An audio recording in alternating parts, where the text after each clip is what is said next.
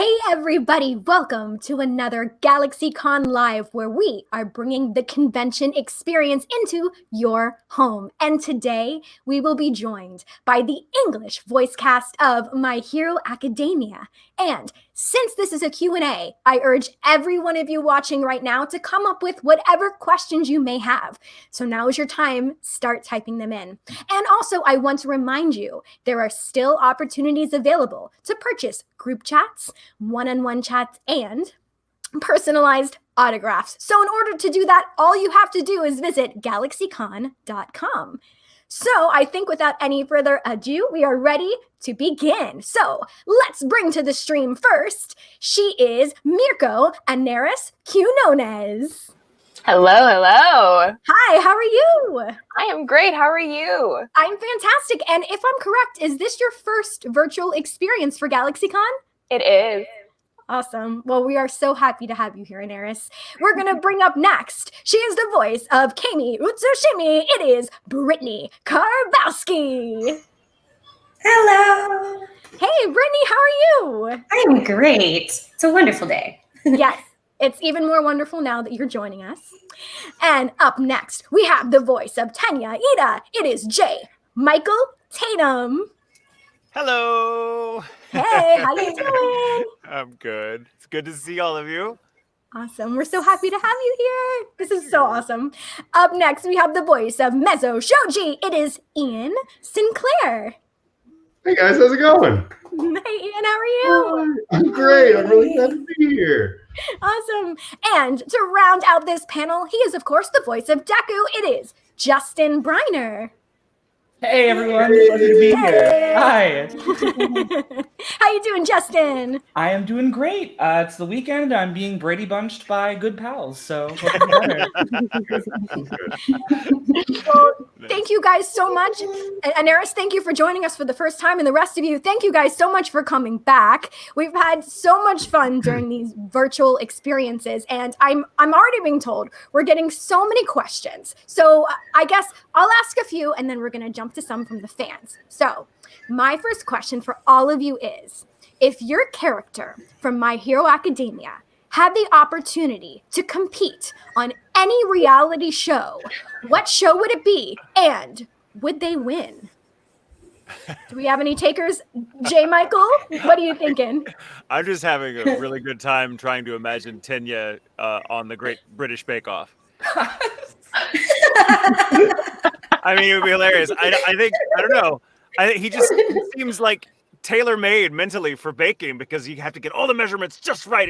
He'd win. He'd absolutely win. Come on, everyone go home. There's no contest. Okay, sounds fantastic. What about you, Brittany? I think Kami would be on The Bachelorette for sure. Oh, she would definitely do that. Yeah, she doesn't really know where she's going. You know, she immediately hits on Todoroki like the second she meets him. So like the minute she's like, "You're really hot. Can I have your number?" So I feel like that'd be a good place for her. For sure. What about you, Ian? I'd say Chopped. He can just do the whole like dish at once. Just ba ba ba ba ba. So I'm gonna go with Chopped. Perfect. And Anaris? Gosh, I don't watch enough reality TV to like really be sure, but I feel like she wouldn't be good for anything that has to do with teams because she would want to do everything herself. So I guess I feel like she would do something like endurance, one of those like, you do those obstacle courses reality. Ninja Warrior. Yeah, yes, Yeah. Ninja Warrior. She would totally do that and she would kill it. Yeah. She would kill it. Awesome. What about you, Justin? I was thinking a similar vein. I'd want Deku to be on like Wipeout or something, where he just causes some collateral damage. Very fair. All right. So I feel like My Hero's fandom is so incredible. And obviously now we're living in a virtual world. But before we move to virtual, seeing you guys at conventions is always so fantastic. And of course, seeing people come dressed up, not just as your My Hero characters, but other characters that you also act. But what is it like for you guys to see people walking around emulating these characters that you voice? Who wants to start? Justin, what is that like for you? Well, I mean, it's just a testament to how passionate these fans are about their respective fandoms and the characters that they love. And I think it's especially meaningful because you kind of really do see every character get cosplayed by someone. So I love seeing how everyone resonates with kind of different characters and how they represent each character through their own like cosplay. So it's really humbling to be able to help tell these stories that resonate so much with these folks. Definitely. Ian?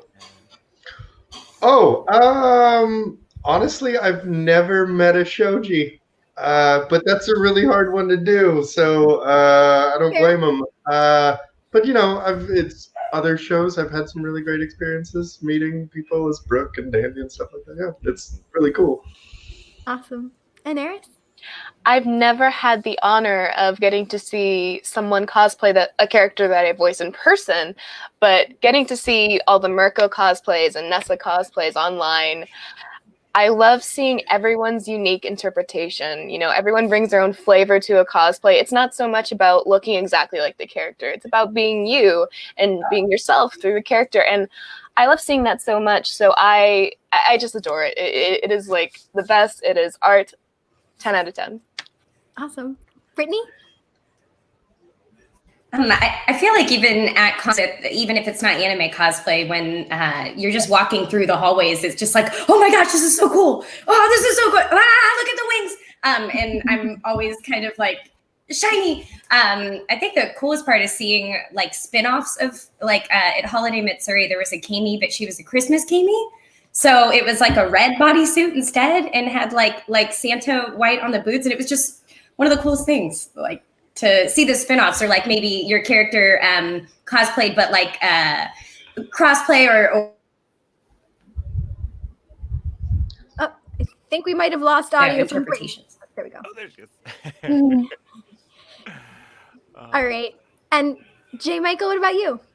Oh, I love seeing cosplay. It's so much fun. I just love it when fans come up and they've put their own creative spin on something. So it's really wonderful. I think one of my first experiences seeing a Tenya cosplayer in the full Ingenium armor, which is that's an accomplishment because it's hard to do. I caught sight of them like in the hallway when I was on the way to my table, and I was like, "Oh my god, I gotta get a picture!" So I just kind of snuck up and I was like, "Hey, can I get a selfie?" And they were like, "Sure." They were totally in character too, and they were like, "Of course." And so I got the picture, and I don't think they knew what had just happened. So I was like, "Cool, thank you." And I walked on, and then a few minutes later, I hear this and I see the cosplayer like running toward me, full Ida style, and the costume was like clack clack clack clack clack clack clack clack clack. It was so great. It was so great. I have this thing. I want to, at some point, I want to make the armor myself or have someone make it because I'm not that good. And just like, I want to like go around a con in the full outfit and have no one know that it's me. Like do the whole Bryan Cranston thing. Definitely. But, man, it's so much fun watching because it's nice to know that a character you've had the fortune to play, also has touched the life of this other person that feels they can identify with it. Like Anara said, it's really nice to see them kind of put on the costume, and it allows other facets of their personality to come out in public, and they get to kind of explore that, and it's kind of wonderful. It's almost like you're getting to share the character with someone else in a way that's very meaningful. So I love cosplay. Is one of the best things about going to conventions. Definitely. All right, so I'll ask one more question, and then we're going to go to questions from the fans. So my final question to you guys is, so you, as yourselves, not as any of your characters, if you guys could visit any fictional place or land or realm, where would you guys like to visit? And Eris, you want to start? I want to go to Beach City in Steven Universe. Like, I think it is chill vibes, and I feel like I would hear pretty music all the time. Like, I don't think that's not how real life works, but I feel like I would hear pretty music by Ivy Tran all the time, and that's the vibe. Yeah. I love that. I love that so much. What about you, Ian? The gourmet world from Toriko. Everything was super edible. Like there'd be trees that like would have fruits that would open up, and it'd be katsu bowls, like waterfalls of soba noodles. Like Toriko gourmet world, 100%. That is a great choice. What about you, Justin?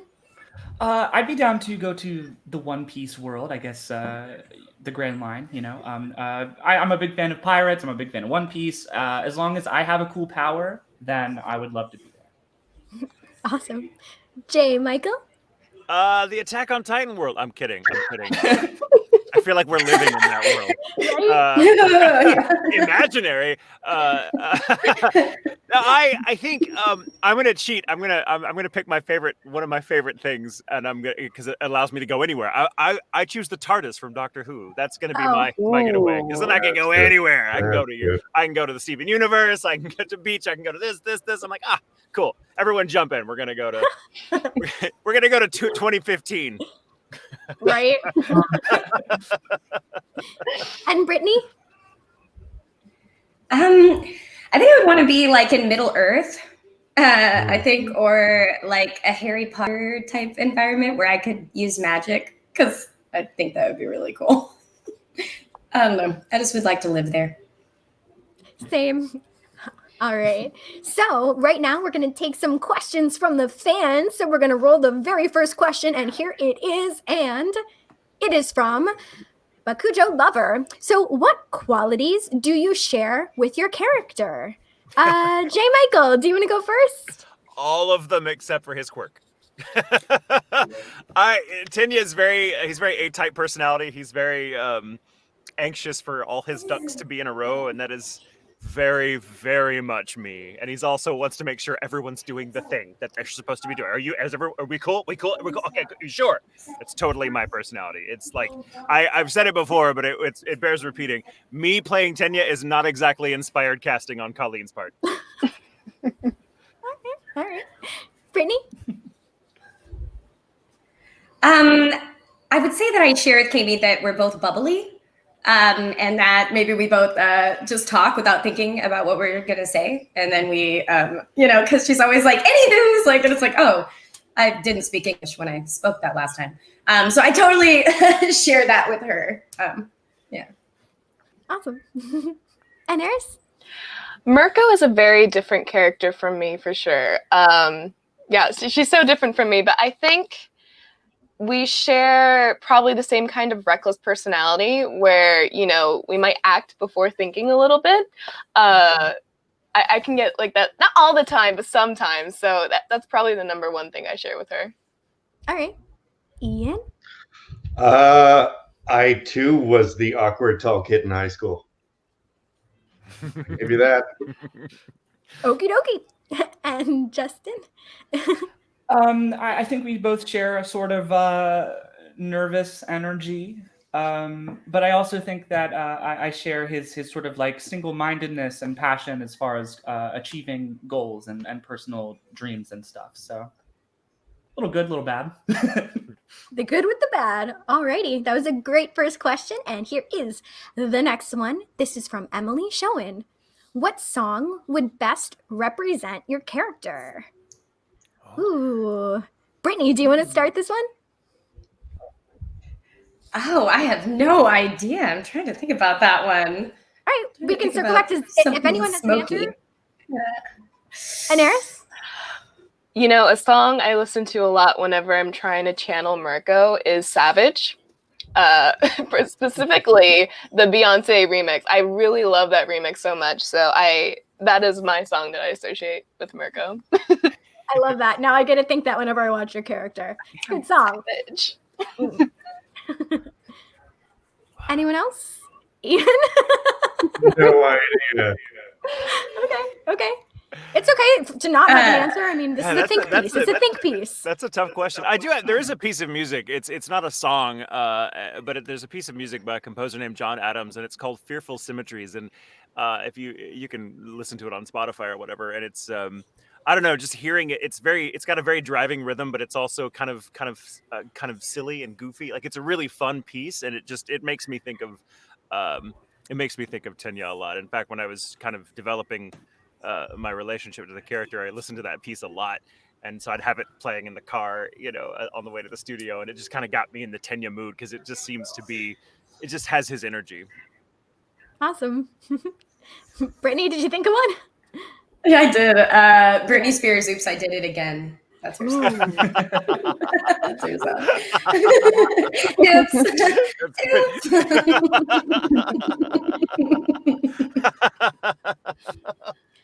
Justin? I can't think of anything, but for a cop-out answer, I will say I know that fans like to make their own curated playlists for individual characters that they're fans of. So maybe if folks watching are curious about their favorite characters' songs, they can go search them out. That is a great idea. That's awesome. Yeah, that's very clever. I wish I'd known that before I answered. Right? Curated playlists. All right. Here's the next question. This is from Oni-chan. If your My Hero Academia character could team up with any other character you have voiced, who would it be and why? Ooh. Okay, J. Michael, you look like you got something to say. I'm imagining Tenya with Kyoya Otori from High School Host Club, because I think Kyoya is kind of like the shadow side of Tenya. He's also very A-type personality, but he's like evil. And so I could see them it'd be a great buddy movie, because it's like the night and day, that they both kind of have the same objective, but the way they're willing to go about it is completely different. And I could see Kyoya always being frustrated with Tenya's wanting to color within the lines, as it were, and Tenya being horrified by the lengths that Kyoya is willing to go to. Well, that's a buddy movie I would like to see. Ian? I'm going to say Magna from Black Clover, because it would be that kind of thing where you got a straight man and some weird caffeinated person, and that would be interesting. So I'm going to go with that. Yeah. Okay. No, There's no wrong answers. That's the perfect answer. No? Justin? I will also choose Black Clover. I'd like to see him pair up with Luck, because I just think that the two of them together would be wonderfully destructive. Awesome. And Eris? This is a very easy one. Harriet Bree and Ruby. They are both bunny girls who are very competitive, very spunky. Not that Mirko would willingly want to be in a team in the first place, but I feel like she and Harriet would get along really well, and they would just compete to absolute chaos, similar to Justin with his answer. It would just be so chaotic, but so wonderful to watch too. So awesome. And Brittany? I think Rimuru from That Time I Got Reincarnated as Slime. I feel like they could tolerate, her talking, the way she talks. I feel like Rimuru wouldn't mind, because Rimuru already deals with Malim and a little bit of her kind of silliness and off the wall banter, and you're always getting this internal dialogue of wow. And so I feel like they would get along pretty well. I like how tolerate was the key word. All right. Yes. I was trying to think of a character that would tolerate it, Yeah, of course. That was a really good question. Let's get to the next one. This is from Katie. What would your characters think of if you met? Or think of you if you met? Ian? I have never once heard Shoji be judgmental, so I think he'd be nice. Awesome. Okay, correct. Anaris? Oh wow, Mirko, she would tell me to grow a spine and speak my mind more. She wouldn't really like how quiet and probably more to myself that I seem, and she would probably encourage me to be more outspoken. It would be like big sister energy almost. I feel like. Awesome. Brittany? We would get into trouble together. I could tell. We would just be bad. We'd I don't know, wherever we were, we'd be like that loud bachelorette party table, in the corner that everybody's like, ugh. That would be us. We would get along really well. Awesome. Justin?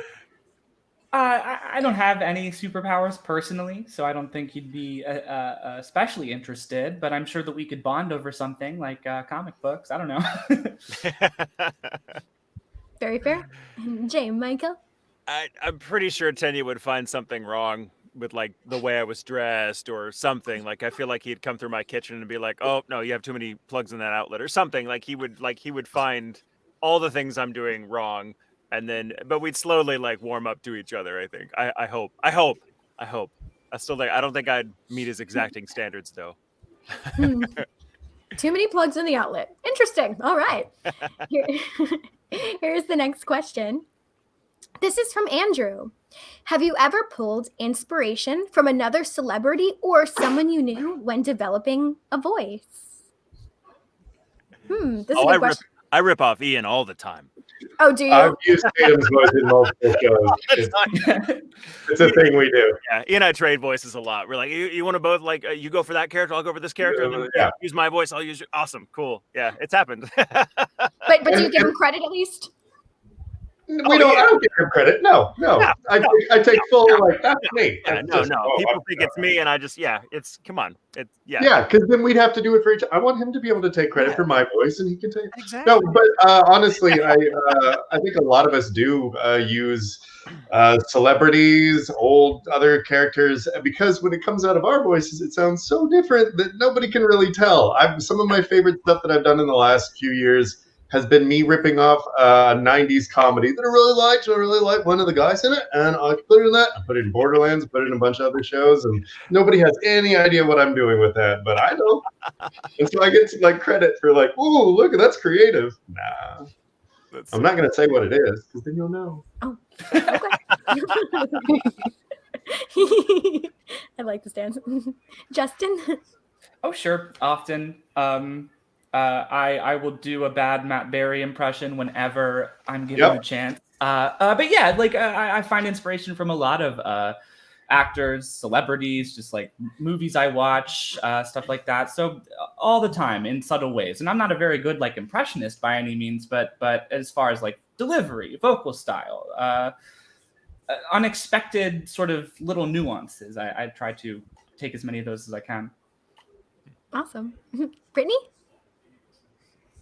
Yeah, I think there's something about when you hear a really good performance and like just repeating it immediately, like just like when you hear something, you're like, wow, that sounded really good, and just almost like immediately doing it. I find that I do it a lot when I listen to the radio, like with, not anime necessarily, but with, commercials that I'm like, I wish I could book, or that maybe I auditioned for, and I listen, I'm like, oh, that is so interesting.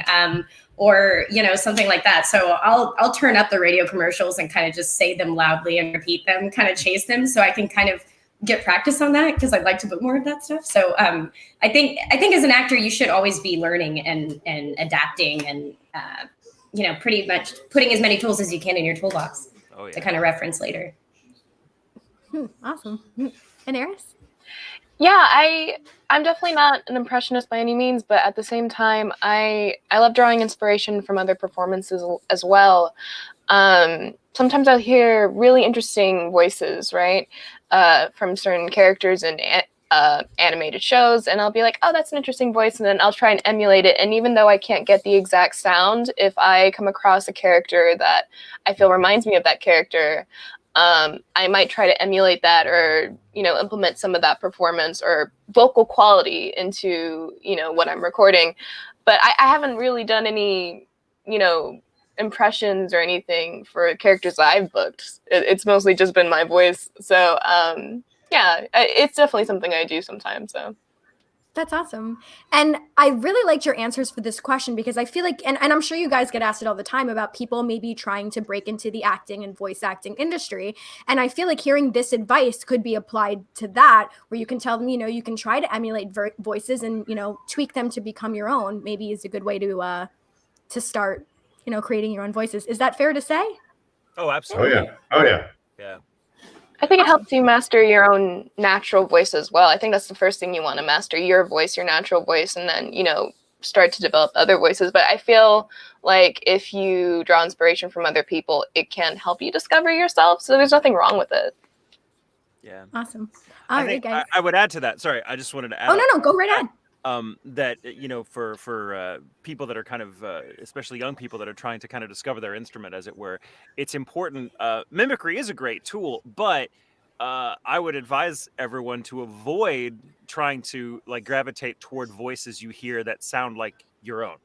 because the problem with if you mimic someone else too well, you're not developing your own voice. But if you kind of go outside of your comfort zone and be like, oh, that sounds nothing like me, I'm going to see if I can kind of approach that voice, you end up with something completely unique, which is all your own, which is what most of us have done in our career. Like I spent my childhood trying to imitate like Vincent Price or all the Disney villains. Because I love the villains, and I was like, oh, they'll be the villains because they're funny. Without them, they're so funny. And so because of that, I was able to develop my own kind of toolkit of voices that sound uniquely like myself. So there's a fine line between inspiration and theft. Yes.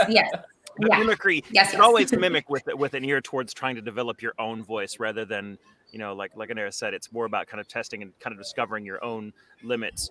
And then being like, oh, okay, cool, I can do that. Well, what can I add to that to make it my own? So yeah.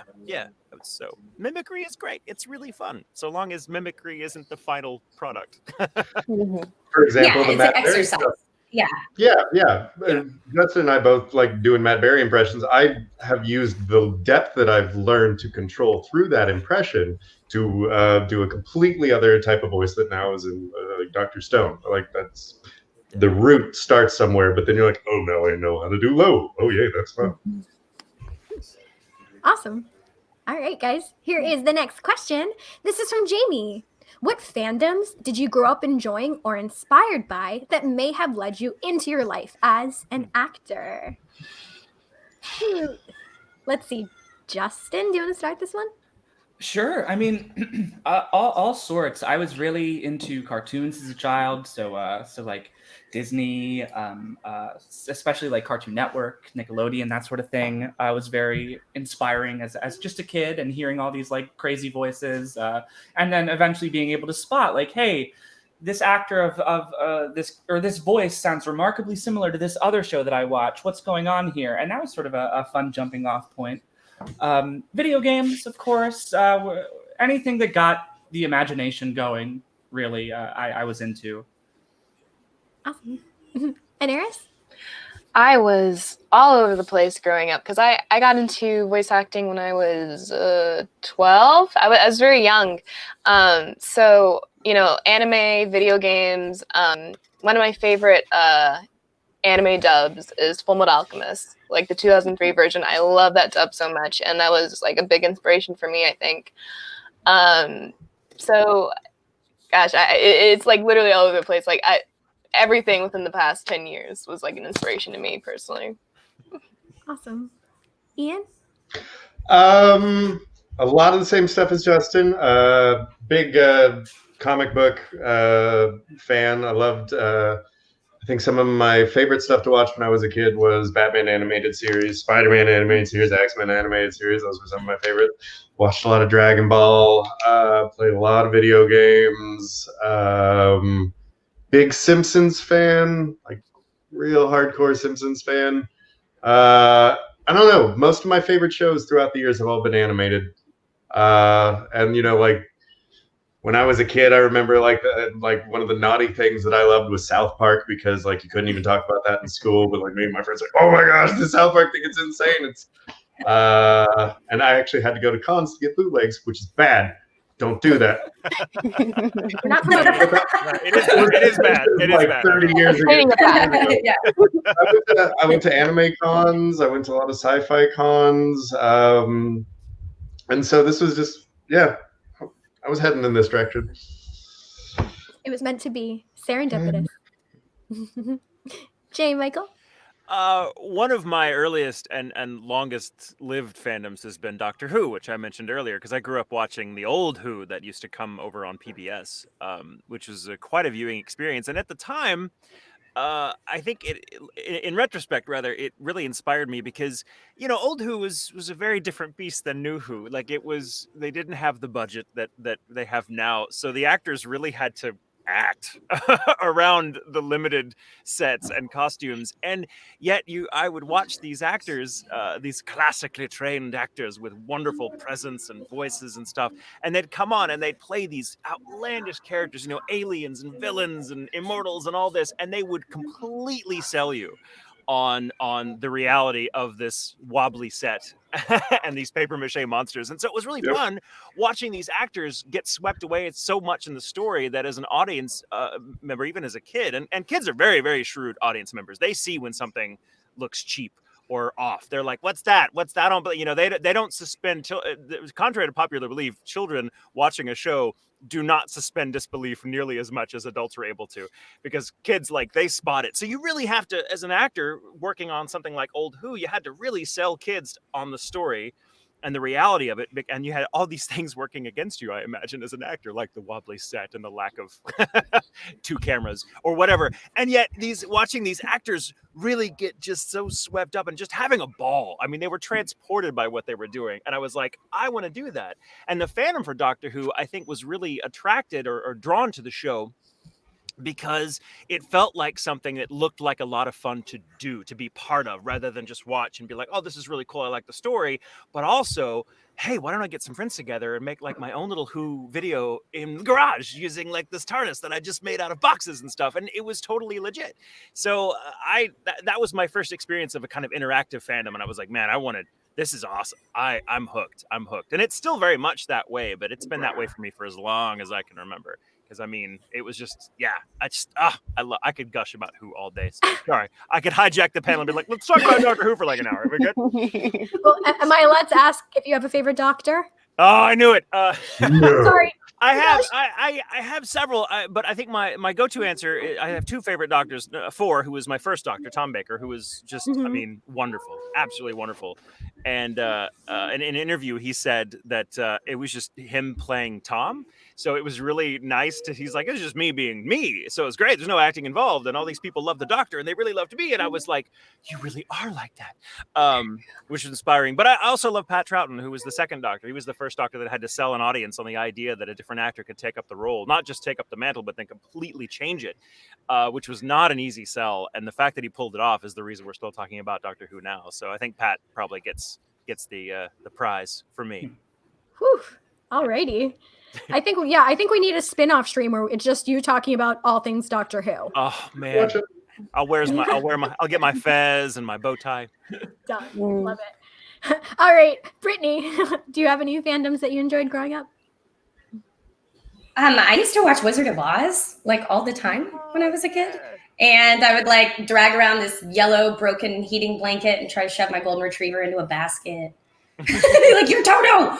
But I think that I always wanted to like emote in song like Judy Garland could.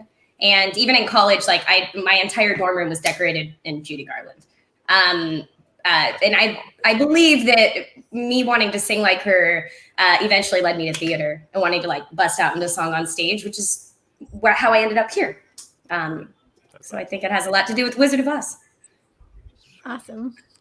All right. So before we get into the next question, I just need to remind you guys to visit GalaxyCon.com, where you guys can purchase group chats, one-on-one chats, and personalized autographs. So, all right, I think we're ready for the next fan question. This is from Eugeo. And what was your first convention experience like?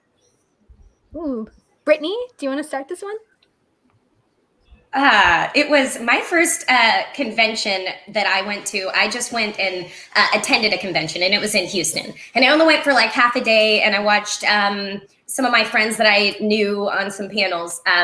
But my first real convention experience as a guest was at ASEN, and it was in 2007. And I got to say, it was overwhelming. So there were so many people there, and it was just like, I honestly had no idea that the fandom was what it was until I had gotten there and been on the floor and just been like, wow. And the cosplay blew my mind. How in depth everyone was with their fandoms, like how much they knew and how into it. It was just all magical. It was really magical. Awesome. J. Michael? God, it's been so many years ago now. What's a con? No, it was a convention. No, it's like, I think my first convention I went to as a guest, I didn't go as a guest. I went to see some friends of mine that I was in. It was the very first show I was in, Samurai 7. And Chris Bevan's the director, and several other Chris Ayers and several other actors that were involved were doing a panel, and it was here in town. So I'm like, oh, I'll go see them and support them because I work with them now, and it's really cool. And they invited me to come up on the panel with them and talk about the show. And it was really, I'd never done anything like that before. And everyone was super positive. It was, I guess, as an actor, like especially with a stage background, we're not really used to that kind of positive feedback. I mean, if you're on stage and you're performing like in the middle of a play, like you can kind of read the room and get the energy, but it's rare that you get to sit down and talk with the audience about your performance and your experience of the show. And it was really cool. I think it helped me develop as an actor, getting that contact with fans, because I got to really, from the beginning, I guess, I got a chance to go to conventions and see, how important what we were doing was to certain people, and it made me take it a lot more seriously. So it's a very positive experience, and I haven't had very many bad con experiences, to be honest, but right out of the gate I think I was like, this is cool, this is nice, this is not just fun and like supportive, it's also like helping me with my craft, which was an unexpected benefit. Awesome. And Eris? My first convention as a guest was Space Coast Comic Con earlier this year. That was back when I had just Harriet under my belt. Yeah, I hadn't booked Nessa and Mirko at that point. And it was basically just being at home, and I didn't really expect to come across fans who knew of my work, but I did, and it was very humbling. Gosh, I remember towards the end of like the day on Sunday, a kid had approached me and he said, "Oh wow, are you the voice of Harriet?" And he was so excited, and I'm like, "Yes, hi, hello." And he's like, "Oh, can I have your signature?" And he just started gushing about how amazing it was to, have this amazing Black female character just, killing it in RWBY. And I felt this huge sense of pride, because I grew up always wanting to see representation in the media that I have, and wanting to see, people who looked like me, voice characters that I like. And he was so excited to see me, and I thought, wow, I cannot wait to get to do this more and to share these experiences with these fans, to learn about their experience, how they feel about the characters that I voice, and just see the impact, like there's nothing like it. There's really nothing like it. And I'm very much looking forward to doing it again in person. Hopefully sooner rather than later. Hopefully. Ian? Like I said, I went to cons when I was younger, and a lot of sci-fi cons and comic cons, and so it was a thing that I was familiar with back when it was really small, and it was just some tables. I love it. This is my old man thing. And when I went to those shows, there was comic books on tables and old toys that were out of their wrappers that people were selling for nothing, and we loved it. But I have a bunch of different memories about meeting people that I wanted to like, that I looked up to, and actors at conventions. And I had some good experiences meeting some heroes, and I had some bad experiences meeting heroes. And honestly, that has guided me since then in how I act at conventions, because I will never forgive some of the like celebrities that I met when I was a kid who like were just jerks, and like I still think about that to this day, and I'm just like, oh, I don't like that. I was like, well, I'm never gonna be like that. And so there's that. But one of my first cons once I was a guest, it was with Michael. And it was in New York, and we had all right, I remember this. We had this big table because it was for Black Butler, and we're gonna sign it. And Michael was still getting there, and I sat down because I'm a theater person, so I'm everywhere like 5-10 minutes early. I sat down on the table, and this girl goes, "You need to move." And I go, "What?" And she was the first girl in line. She goes, "You need to move. This is Michael Tatum's line." And I went, "Oh, so you like Michael Tatum?" And then she's like, "Yeah, I do." And I'm like, "Yes, I'm a fan of his work, aren't you?" And then she's like, "Oh yeah." She starts like spouting off how great he is. He goes, "Well, it's a pleasure to meet you, J. Michael Tatum. Thank you for telling me to move." And I started going back, and she's like, "No," like, "I'm kidding. I'm the other guy. I'm gonna sit next to you." That's awesome. I remember that. So great. Yeah. Oh my god, that makes me that makes me think of a quick story of a con I did years ago. And the handler I had that was helping me at my autograph table happened to look a little like me. And so at one point I had to go to the restroom and I was like, hey, and we just had this joke. He's like, hey, just give me your glasses and I'll pretend to be you and I'll sign. I'm like, that's a brilliant idea. And so I just did it but I did it in front of a fan and I was like, sorry, he's J. Michael now. We're like the mall Santa. It's just whoever has the glasses. And she was like, no. And I was like, it's a joke. We're just kidding. But like, there are still pictures of that guy. His name is Brian, and he would take pictures all that weekend with fans that thought he was me. And I was like, that's great. Just let me be Tad. I don't care. Like it makes me look like I'm everywhere at once. So there are still pictures of me you can see online that are actually of him. Oh my gosh. We're gonna have to dig those out. Justin, what about you? What was your first convention experience like? My first convention was as an attendee. It was Otakon 2008. I grew up right around Baltimore, and growing up around there, you knew that one weekend every summer, for some reason, a bunch of colorful characters appeared at the Inner Harbor. So I didn't really understand it. I was a fan of anime, but I wasn't really engaged in the fandom by any means. I wasn't like on forums or meeting other fans per se. But a friend from my theater class, a dear friend, and I we were watching a few animes together, and we said, hey, there's an anime convention coming to Baltimore. Let's go see what it's all about. And you can't truly understand the fandom without going to one of these huge conventions that just pack the entire haunted convention center to the brim. And so that, it's really cool to see that over time, so much enthusiasm had been cultivated, and that I got to be a part of it for a year. Awesome. All right. I think we have time for one more kind of quick question. So this is going to be the final question, unfortunately. But this is from Phyllis Robertson. What anime would you like to see crossover with My Hero Academia? Oh boy. Attack on Titan. Attack on Titan. Okay. It's easier. Okay. I always say that, but genuinely, the only people I think that 1A would help. Yes, there would be losses, probably Shoji, but I think that they would be able to do better against Titans and save a lot of people than if you're if the Fruits Basket cast went to go and help against Titans. They could do a world of good running around and punching and stuff. I love that you thought this through. That's a little bit. Oh my. Justin, oh, man. What do you think? Oh gosh, how about Food Wars? I'd like to see more food, frankly. Can't mind that. Yeah, I'm into it. And Erin? I've been watching Haikyuu recently, and I just really want to see a crossover with those two and just see superhero sports anime. That's what I want to see. Shoji would be useful in that case. Really cool. J. Michael, sorry if I cut you off before.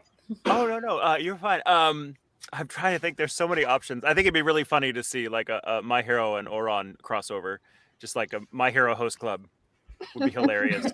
I'd love to see how they would handle that. Yeah. Yeah. Oh, I love that. Okay. And Brittany?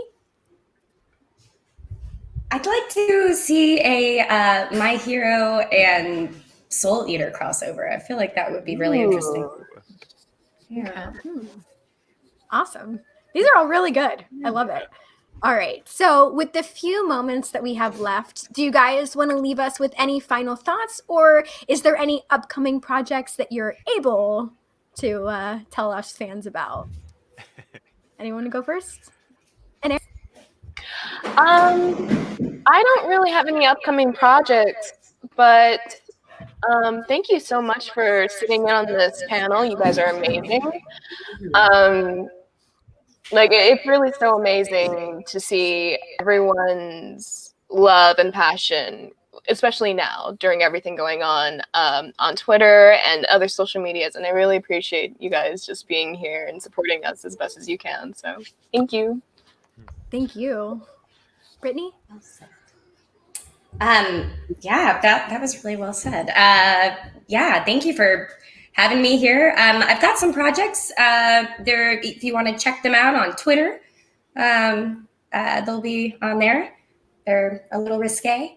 I got a couple on there. I also make sure that you check out Railgun Tea, which is going on right now. It's got some fun stuff in it. Awesome. J. Michael.